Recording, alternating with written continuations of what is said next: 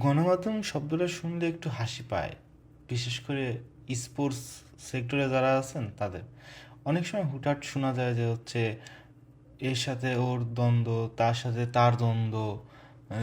যেমন হচ্ছে বর্তমানে একটা রিউমার চলতেছে হচ্ছে এমবাপ্পের সাথে দ্বিতীয় দেশমে নাকি তুমুল একটা ঝামেলা হচ্ছে যে এমবাপ্পে আর জাতীয় দলের হয়ে খেলবেন না।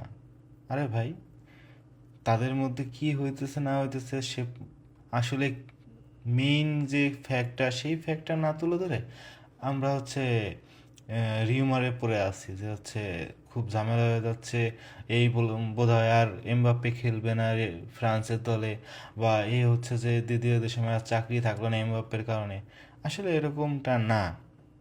মূলত হচ্ছে যে এমবাপ্পে এখন পিক টাইমে নাই, তার একটা ব্যাড সময় যাচ্ছে, খারাপ সময় যাচ্ছে, যা হচ্ছে যে তার পারফরমেন্সে দেখতে পাচ্ছেন যে সেখানে স্ট্রাইকার আছে ভিনিসিয়াস জুনিয়র, রদ্রিগো, এবং মিডফিল্ডার আছে লুকা মদ্রিচ, বেলিংহাম, ইভেন আছে যে হচ্ছে বালবার্দে। তারা মানসম্মত অনেক শিরোপা জিতছে। কিন্তু ব্যাপার হচ্ছে যে এই বিষয়টা নিয়ে এই বিষয়টা অবশ্য দেশম স্যার খোলসা করছেন। আমাদের আমাদের মধ্যে অবশ্য ঝামেলা নেই, আমরা হচ্ছে এমবাপ্পেকে নিচ্ছে না এই কারণে যে হচ্ছে সে একটু আপসেট মুডেই আছে বলা যায়, তার ফর্মটা ভালো যাচ্ছে না। তো এই জন্যে আপাতত তাকে একটু বিশ্রামে রাখা হয়েছে। তার ক্যাপাসিটি, তার স্কিল নিয়ে কোনো ডাউট নাই যে হচ্ছে সে আবার কামব্যাক করবে না, সে অবশ্যই কামব্যাক করবে। তবে হচ্ছে যে আপনারা একটু জেনে রাখুন যে হচ্ছে এমবাপ্পের যে বর্তমান যে ভাবে খেলছে তাতে একটু ঝামেলাই হচ্ছে।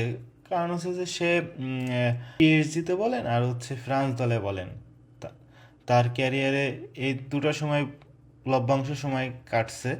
তো হচ্ছে যে এখন সে খেলছে মূলত হচ্ছে যে লেফট উইংয়ে। একজন প্লেয়ার বা একজন মানুষকে আপনি যদি বলেন যে হচ্ছে ডান হাত দা না খেয়ে বাম হাত দা খেতে, তাহলে একটু তার কষ্টই হবে। তো হচ্ছে যে সে উইঙ্গার হিসেবে খেলছে।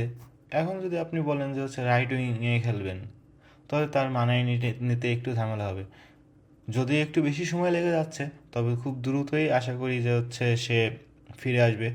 এর আগেও পিএসজিতে লেফট উইংয়ে খেলছে, কিন্তু রিয়াল মাদ্রিদে এসে একটু প্রথম দিকে তার রিদমে খেলতে পারলো, দেখা গেছে যে সে পরবর্তী পর্যায়ে খেলতে পারতেছে না।